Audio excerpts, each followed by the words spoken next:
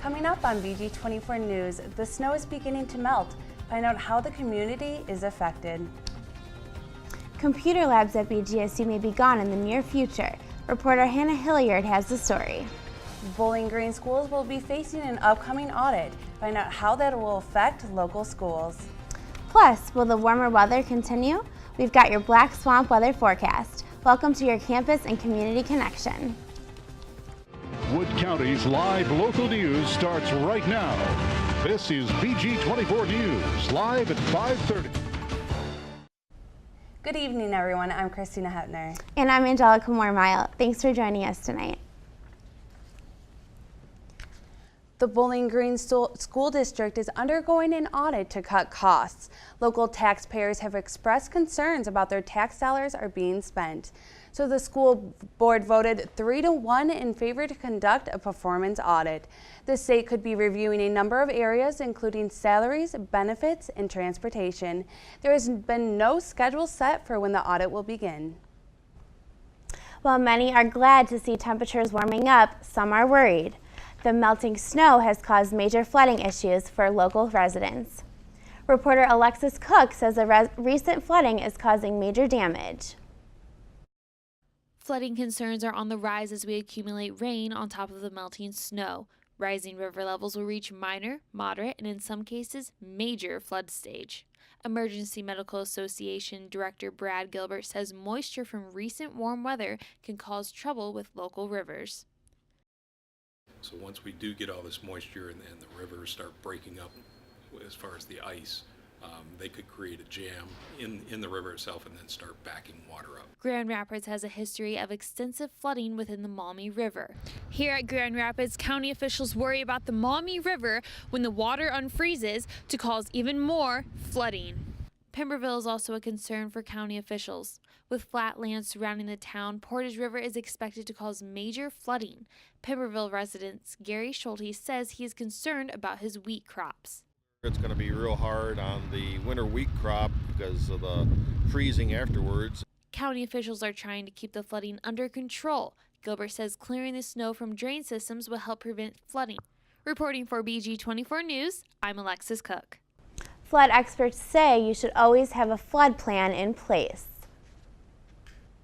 It could soon get harder for students at BGSU to find desktop computers on campus. Reporter Hannah Hilliard says the university believes it found a cheaper option.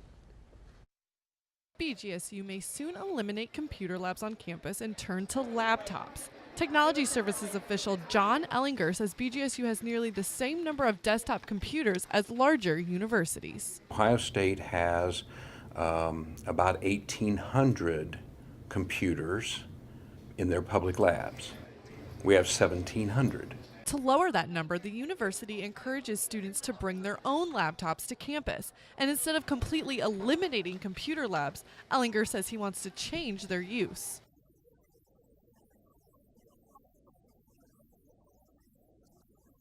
Students can use their laptops in these spaces, but laptops can be expensive. Some students can afford to buy them, some students can't. If they can't, can I make a price point for students to get something good?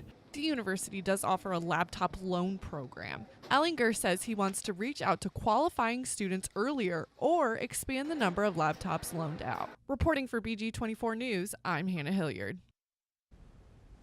Maintaining the computer labs on campus currently costs more than $500,000 a year.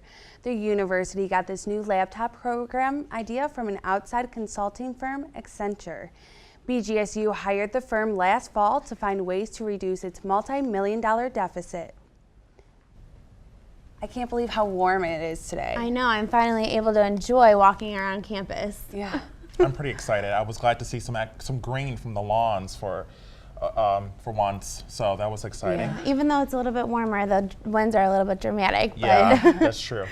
Well, currently we're looking at about 35 degrees outside. We did have some overcast earlier, but it looks like the sun is coming out. Winds are pretty high today at 25 miles per hour, and I'll have your full Black Swamp weather forecast in a bit. Coming up when we return, reporter Jonathan Kaiholds talks to an ice sculptor who participated in last week's Winterfest. Plus, Ohio Highway Patrol will stepping up enforcement this weekend. Join us for details when we return.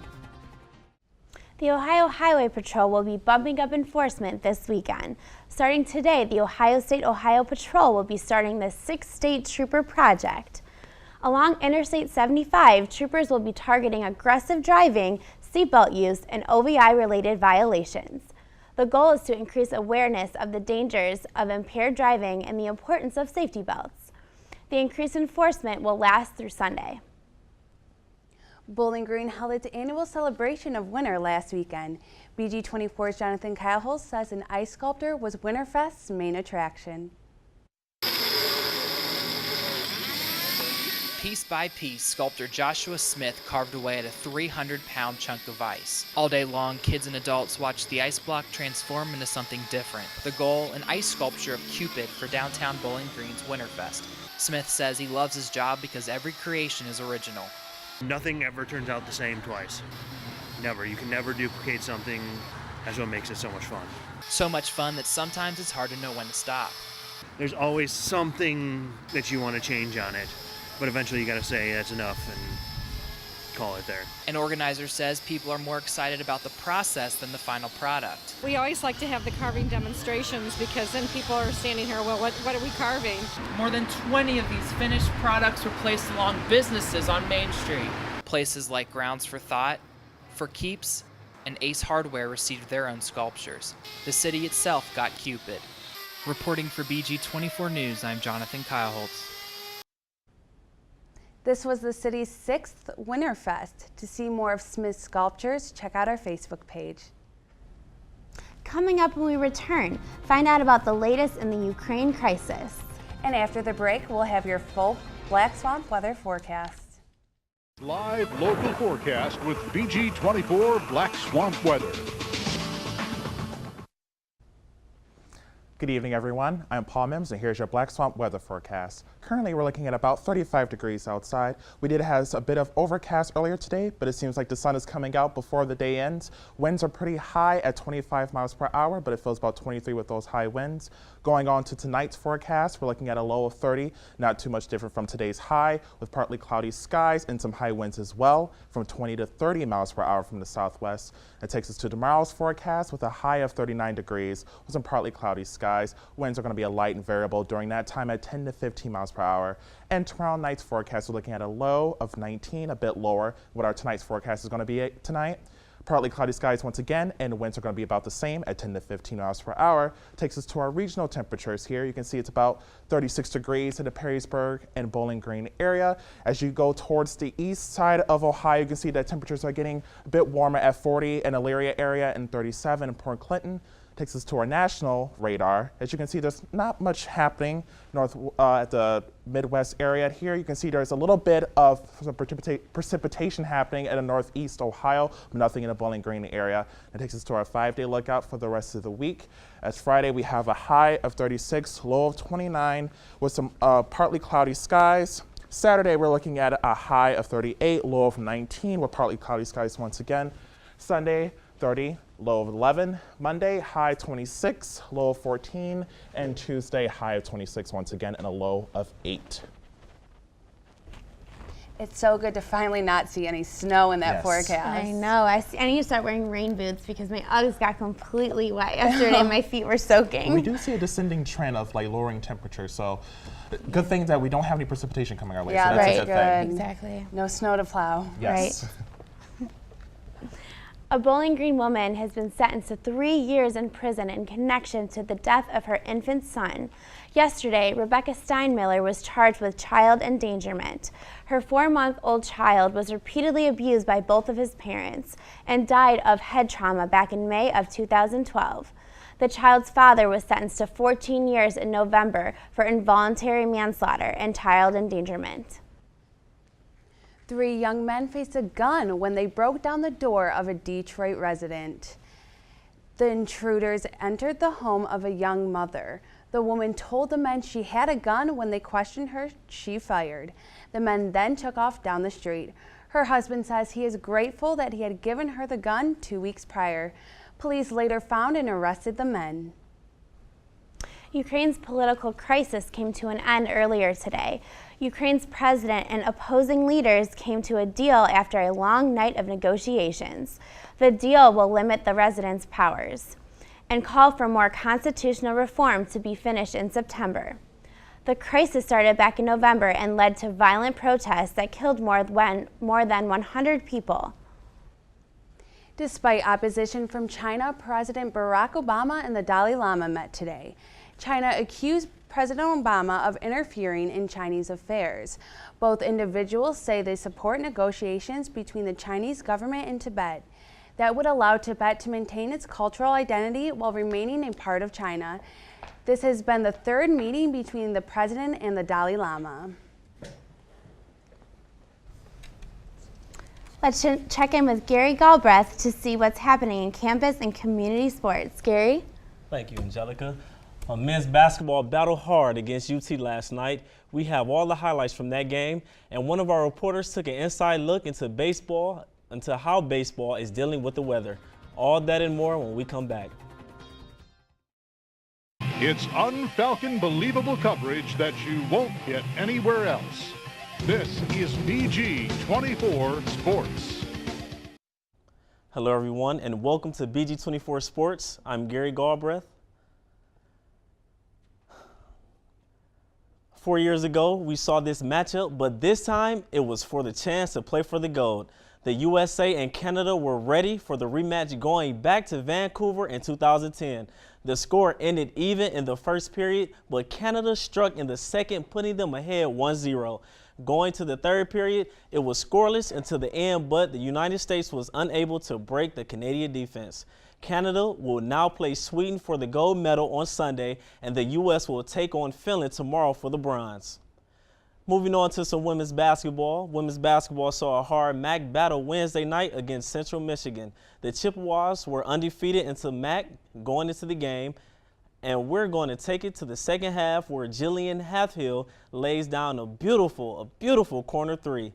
Now, Halfhill scored a game-high 18 points, while Alexis Rogers and Jill Stein also sunk in double digits. BG shot 48% in the second half, holding the Chippewas to just 3 of 21 from behind the arc. The Falcons will go on to defeat CMU 67-55, and their record improves to 22-3 overall and 12-1 in the MAC. BGSU Athletics held 48 hours of social media. Students received glow-in-the-dark T-shirts, made signs for the UT BG game, and received extra giveaways such as water bottles and pom-poms. Falcon fans used the hashtag BGSocial on Twitter during the 48 hours of social media. Moving on to men's basketball, men's saw action last night against I-75 rival Toledo in a back-and-forth matchup until the buzzer. Reporter Christy Kopanis was at the game to take in the action. Huge rivalry game Thursday night at the Stro. Toledo Rockets traveled down I-75 to take on the Falcons. UT came out strong and the Falcons found themselves in a huge deficit early, down 30-13 at one point. Coach Orr was frustrated with his team, who only shot 8 of 34 in the first half. They couldn't get anything to fall, as bucket after bucket after bucket didn't fall for BG, and the Rockets took full advantage. Justin Drummond takes it all the way down the court, pulls up and banks in the shot, making it look really easy. But don't change the channel just yet. The second half was a different story. A huge momentum shift as Cam Black gets things going down low, and Rashawn Holmes slams this one home. Falcons were fired up. It was 52-51 Rockets. Spencer Parker would go to the line. He would make the first. Then he'd miss the second. UT's Justin Drummond would drive, kick out to teammate Ryan Pearson, who nails the bucket for the lead. Falcons take a timeout down 60-58 with just 3 seconds left. Falcons inbound. Javon Clark pulls up the shot at the buzzer, but it doesn't go. Falcons lose a heartbreaker, 60-58. I love this game. I love my coaches, my players, so I'm just going to keep going hard regardless. I'm play hard regardless if shots are going in or not. In the second half, things started falling for us, so we just kept playing. Tough loss for BGSU. Now the men's team sits at 11-15 overall and 5-8 in the MAC. They'll continue MAC play this weekend against Miami, Ohio. Now with spring just around the corner, it's still a little far from baseball weather. Reporter Claudia Cyber has more on how the team practices with the conditions. Well, it's that time of year again. In spite of all the snow on the ground, it's time to fill our minds with warm thoughts of spring and baseball. Falcon baseball is back in full swing, and the weather is not stopping them. Not a problem at all. I'll tell you what, we just break out the orange baseball and go play in the snow. So, no, actually, we're very fortunate to have this wonderful field house. We have an opportunity to make things game-like in here. We simulate it as best as possible, and we get a lot of work done in here. So this is a blessing in disguise. Obviously, we'd like to be outside, but if we can't, this is a great place to be. Although the weather does play a part in scheduling, the Falcons are preparing for success. Obviously, when you're in northern school, early in the year, our first 5 weeks, we're going to be on the road. Just because, as you can see outside, the weather's just not ready for northern baseball. New and returning players are ready to start the journey to a repeat NAC championship. There's all sorts of drills we do here at practice. Our new catching coach, Coach Gray, puts us through a lot of great receiving and blocking drills to work on our catching abilities. And hitting, there's a lot of tee work and short toss and different drills like that, bunting, all sorts of drills we do during these practices to prepare for the games. Falcon alumni John Birdie, who is now in the Toronto Blue Jays system, returns to Bowling Green to help the team and give them some of his wisdom. I stay in touch with the coaches, and stuff like that, and I still know some players here. The seniors, they were freshmen when I was here last, and so I come here usually at least for a week or two before I head down to spring training. Reporting for BG24 Sports, I'm Claudia Seibert. The team will not have a home game until March due to the weather. They will travel to Murray State this weekend with a record of 1-2. Now, coming up for the weekend, there are many Falcon sports to keep an eye on. Today, baseball travels to Kentucky, while softball starts the Ole Miss tournament down south. Women's tennis travels to the Queen City to take on Xavier, and hockey will be at home for an exhibition game against the U.S. National Development Team. Puck drops at 7:07. Saturday, baseball and softball both hit the Diamonds again, while women's tennis stays in Cincy to take on the Bearcats. Women's basketball look north to Buffalo to continue their win streak. And Sunday, softball finished their play in Mississippi, while baseball will have one more game against Murray State. Gymnastics will be at home against Northern Illinois at 2, and men's basketball will travel to take on the Red Hawks that afternoon. And that is all for BG24 Sports today. Check us out on Twitter at BG24 Sports Now or find us on Facebook. Be sure to tune in Monday to the sports show for a recap of the weekend. Until next time, I'm Gary Galbraith. Stay tuned.